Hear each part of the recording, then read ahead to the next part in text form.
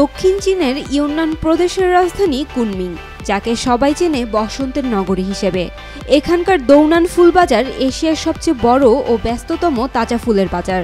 আর এই বাজারের প্রাণকেন্দ্র Kunming international Flora auction trading centre, যেখানে প্রতিদিন ফুলের সুবাস ছড়িয়ে চলে কোটি কোটি ডলারের লেনদেন। একমাত্র স্মার্ট সিটি বসুন্ধরা, আধুনিকতায় এক ধাপ এগিয়ে।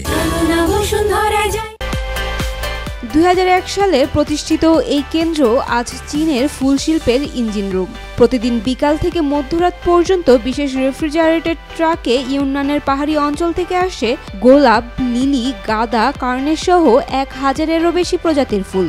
পৌঁছেই শুরু হয় কঠোর মান নিয়ন্ত্রণ।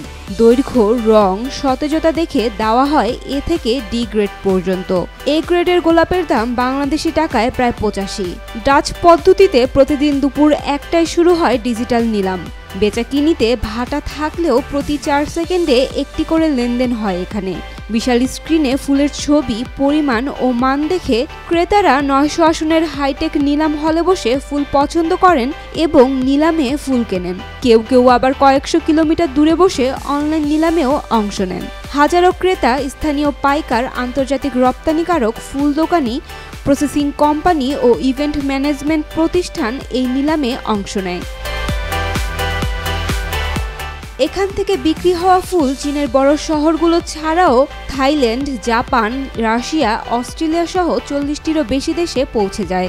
উন্নত কোল্ড চেইন আর দ্রুতগামী ট্রান্সপোর্টের কারণে দুপুরে বিক্রি হওয়া গোলাপ পরদিনই সতেজ অবস্থায় পৌঁছে যায় টোকিও কিংবা সিডনিতে।